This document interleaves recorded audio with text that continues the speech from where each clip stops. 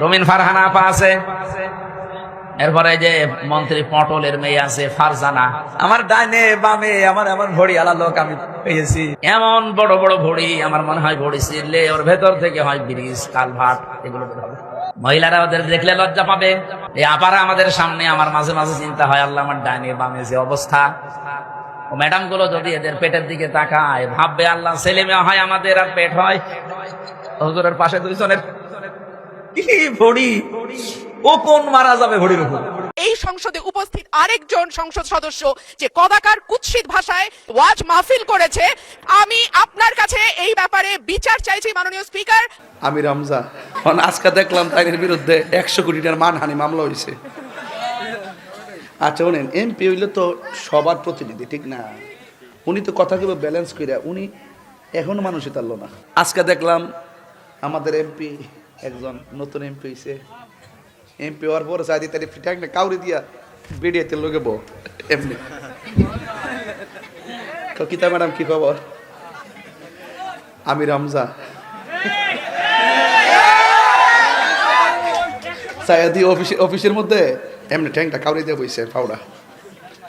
সাইদি মহিলাটা ঢুকছে, ঢোকার পরে মহিলারা খাতে বইছে, বয়ার কিতা কি অবস্থা। এই গোড়ে আগের কতই হাসি তামসা। আর সংসদরা যে দেখতেছি না, এমনটা তো সংসদ আমি জীবনে দেখছি না। মানে কিতা যে চলতেছি না আমি নিজে বুঝতেছি না।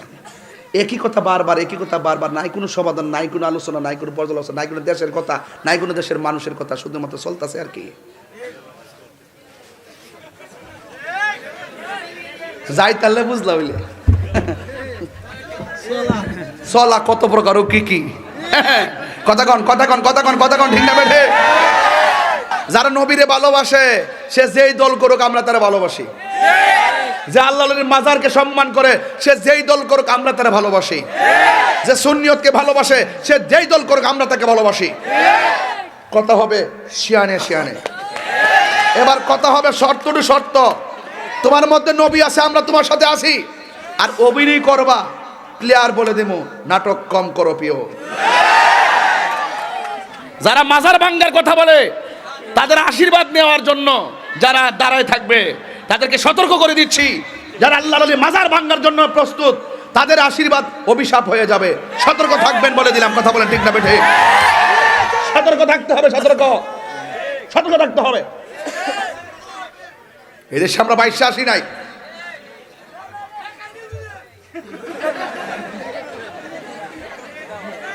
এই ফোলা মান্ডি করে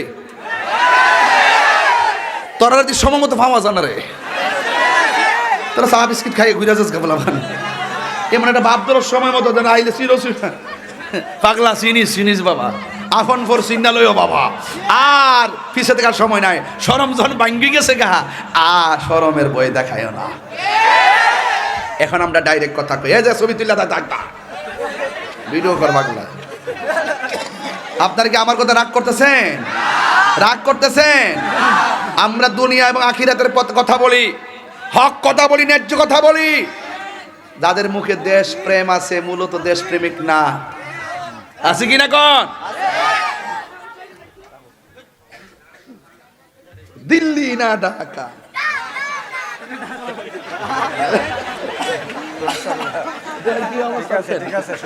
কি অবস্থা দেখেন, দেখছেন নি? আরে পাগলা অন কালাম তেল নাই, অন কালাম দিল্লি ছাড়া উপায় নাই, বুঝছিস নি? পাগলা সব স্লোগান দিস না পাগলা, আহল করে দেশ প্রেমিক হয়ে স্লোগান দিও। পার্শ্ববর্তী দেশের লোকের সম্পর্ক ভালো রাখতেইব।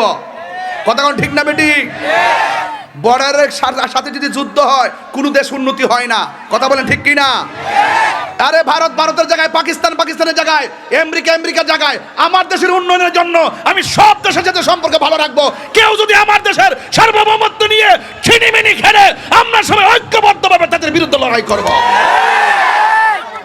এই কথাগুলো কেউ বলে না, সব তৈলের রাজনীতি করে।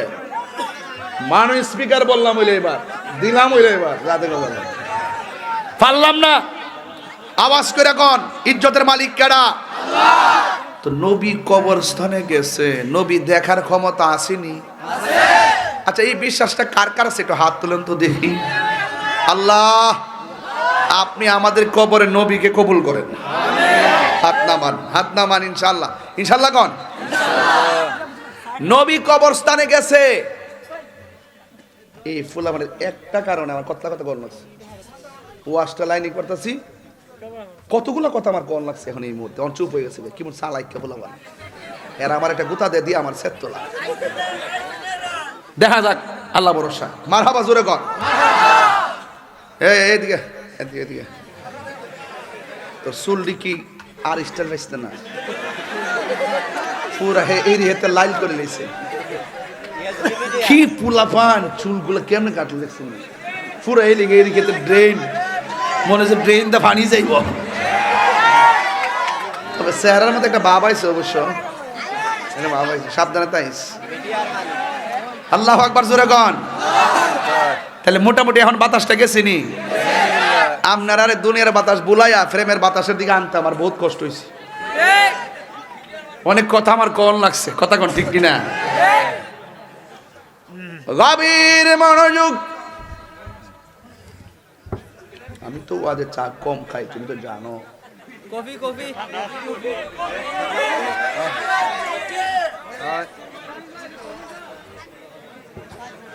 এই শিব পাশাকে আমার নতুন করে চিনার লাগবো?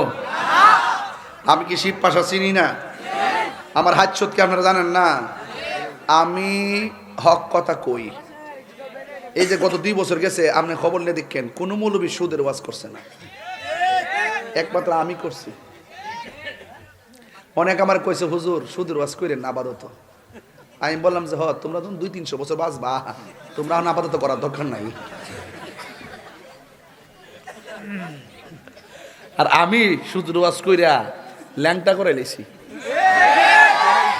আর নির্বাচন সভা আমার দেশে সুদখোরের অভিযোগ, আমি বলে সুদ খাই। নাউজুবিল্লাহ, জোরে কর না কেন? সারা জীবন সুদ করে পড়া বাস দিলাম আমি। আর আমার কাম বিলে হলফনামা বিলে সুদ উল্লেখ করছি। এখানে সঞ্চয়পত্র, আমানত, সুদ 4-5টা কলাম আছে। এটা পূরণ করতে হয়, হলফনামা না করলে প্রার্থিতা বাতিল হয়। এখন আমার যেটা যেভাবে উল্লেখ করা আছে ব্যাংকের টাকাটা, এটা কি সুদ? আমি কি নিছি, আমি কি খাইছি, নাকি কাউরে দিছি, নাকি এটা সুদের টাকা? আমার ব্যাংকে আমার তো না নিয়া হলফনামায় 17,000 না 12,000 না 8,000 টাকা দীক্ষা এইটা তুইলা দিছে, আমি বলে সুদ খাই। ভাবছিল এটা যদি তুইলা দিয়া তাহিরির উপর ফালাই দিয়া যদি জায়েজ করে তখন যা, তইলে মহাজনদের সাথে বাঁচাই লাইব।